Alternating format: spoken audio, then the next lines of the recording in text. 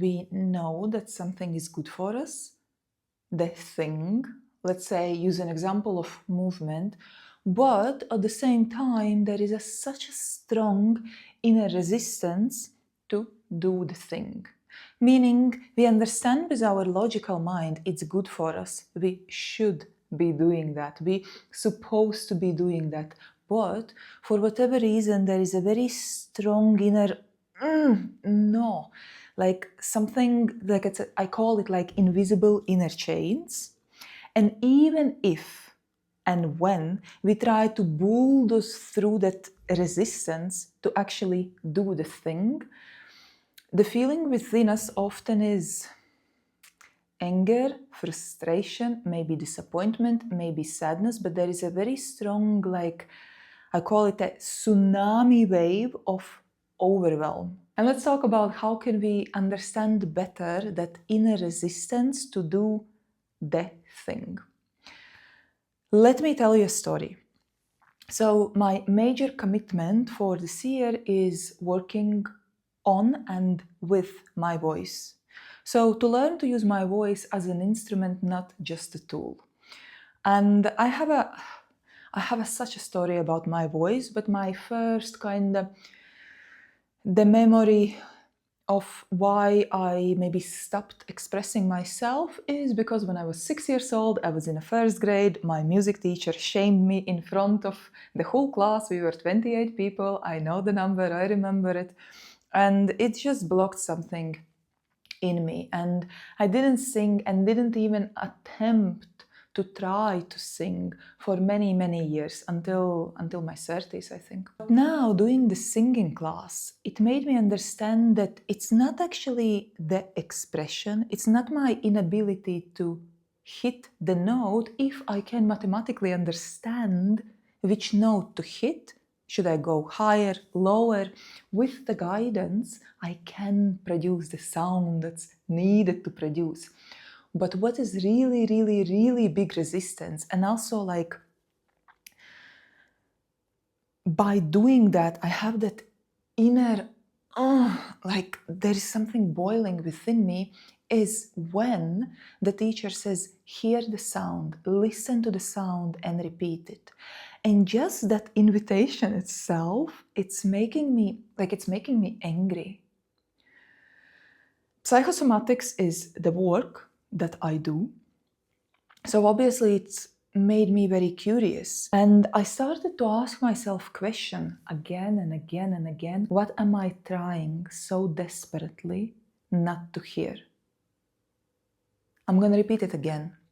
What am I trying so desperately, forcefully not to hear?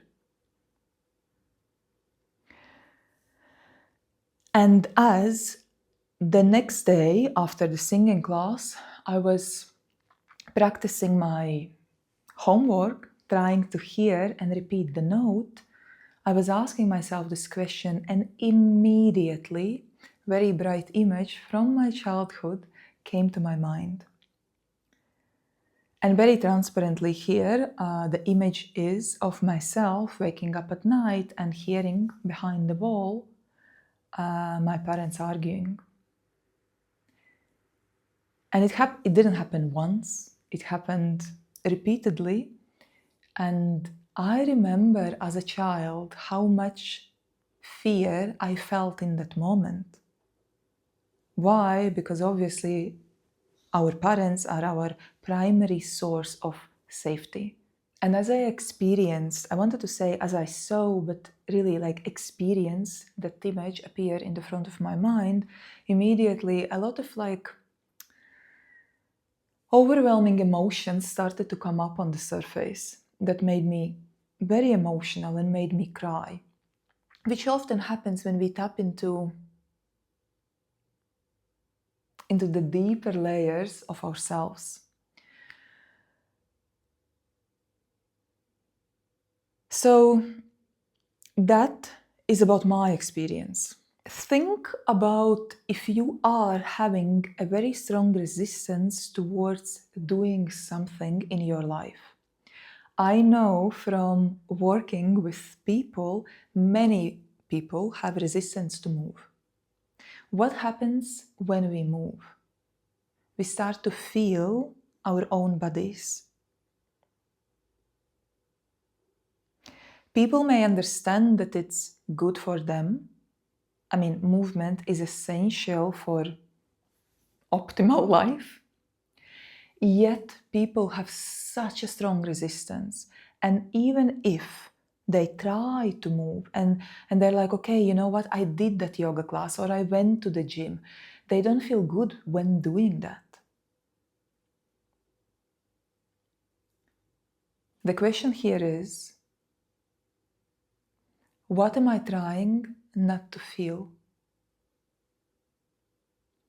Because when we move our bodies, we start to feel more our bodies, and we start to feel more of everything that is in our bodies. And if there was a situation in people's lives when they needed to block out the feeling, for example, the physical violence, the sexual abuse, it inevitably will leave imprint and memory in our bodies. Asking deep and curious questions that lead you closer to yourself and deeper into yourself are not always comfortable. We will feel very stirred within. It will bring up on the surface all that we have kept very meticulously suppressed within us. And it can be overwhelming. And to go through that and to allow ourselves to feel it, to integrate it, to alchemize it, and to move forward with the greater freedom will require courage, which I call a spiritual courage. And to look inward will require a great sense of curiosity. But at some point, and I see it in so many people by working in a very close proximity with people, you can scale one startup after another. But if there is a lack of freedom within you, that in the end you are just feeling numb and you are questioning, okay, I have achieved like financial stability or freedom, like I have achieved that which I thought will bring me freedom within me, but it didn't. And now I just feel empty and I feel like I'm bumping against the wall. And I hear it on a daily basis from people. That's why I started to call these things as an inner chains. And to go and heal our relationships with our parents, with ourselves, with our inner kids, with our inner child. I call inner child mini me because it takes the heaviness out of it. To scale ourselves from within, it's much harder than scale a startup and requires much more courage.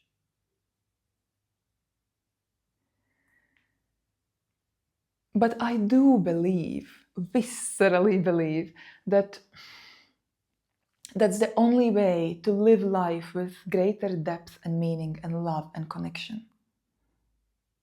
Like, I want to say, I wish there was another way. I don't wish there was another way. I don't wish. I think that's the only way and that's the right way, and we are meant to go through that. And sometimes it's like doing a bungee jumping, like a skydiving, like you jump into it and you know that on other side is that freedom that we are looking for, but no matter the amount of our bank accounts, we are not achieving that.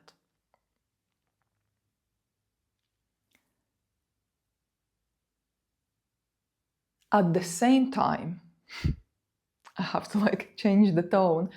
At the same time, when you start asking yourself deeper questions, I know also because I have done it myself, And I see it in people. We want to do it with the same intensity we grow the business. It's like I'm going for it. And sometimes it works, meaning like you can bulldoze through that. But for majority of time, on being on that inner journey, we also have to learn a great sense of compassion and love towards ourselves.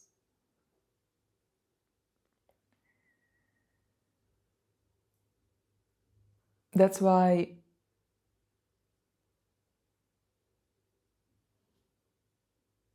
be curious to look inwards. Be courageous to alchemize that inner world into gold, into diamonds, no? But also do it with a lot of love and compassion and empathy for yourself and for your own experience of life. Find love and gratitude in it. And I don't know why, but from my clinical experience, I know that people who are high achievers at the top, usually it's quite hard to do. So the takeaway from this video for you is think about activity that you have a very strong resistance to do. Activity or a specific exercise.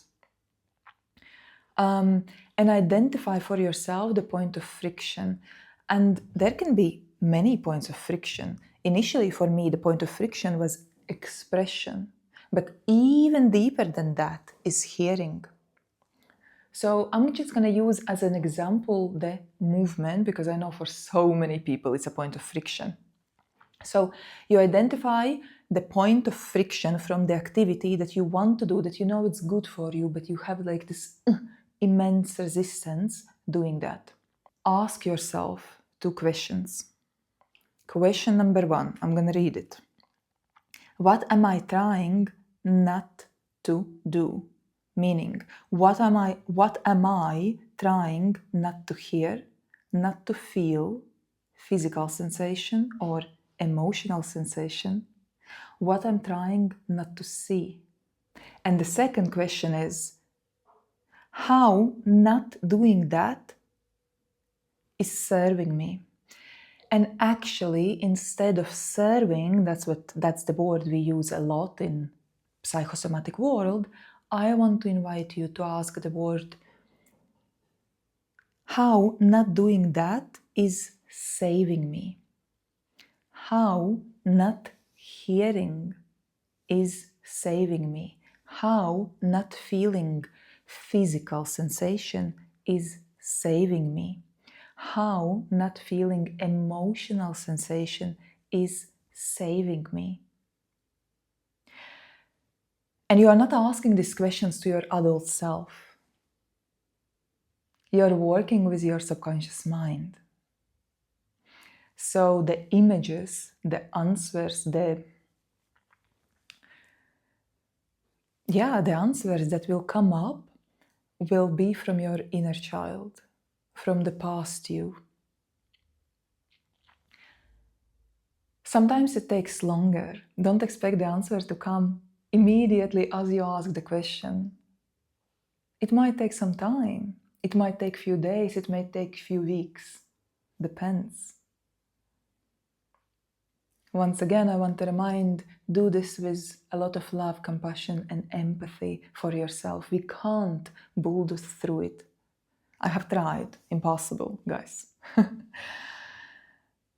And once you have the answers, and also with more love you ask that questions, the sooner answers will come. And when the answer comes to your mind, probably it will come with a very, very bright, very prominent picture. Try to identify the age of yourself in that picture. And oh my God, I'm repeating so many times, guys, but again, do it with love, do it with a lot of compassion, do it with a lot of courage and empathy for yourself.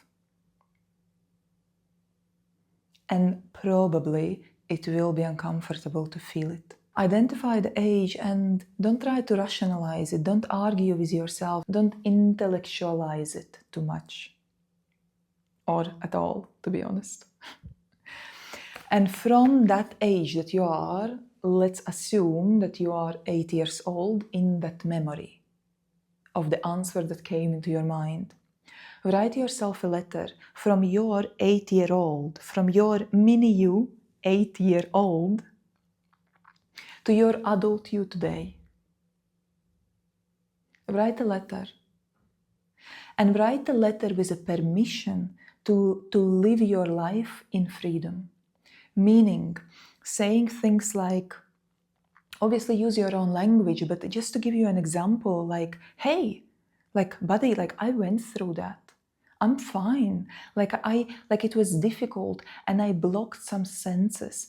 I taught myself how not to feel physically or how not to feel emotionally. I taught myself how not to hear too much. But right now, I want a good life for you. I want you to expand your potential. I want you to live with the greater freedom. I want you to become all you could possibly become. I want you to be all you can be. Like, give yourself permission from mini you to live your life in freedom. And then if you want, write a reply to mini you from your adult you or not, you will feel if you want to do that, but write a letter from small you to adult you with intention to give yourself permission to live free. Guys, I hope you found this video useful. Please like, subscribe, comment, do all that you need to do on this platform, and have a vision for yourself with life of depth, freedom, meaning, and love. Love yourself unconditionally. Believe in the greater freedom, in expansion. It's your right to live free and expand and be all you can be. Create it for yourself. Cut that inner chains that are not serving you. You don't need them anymore. And have a beautiful, meaningful life. I wish you well.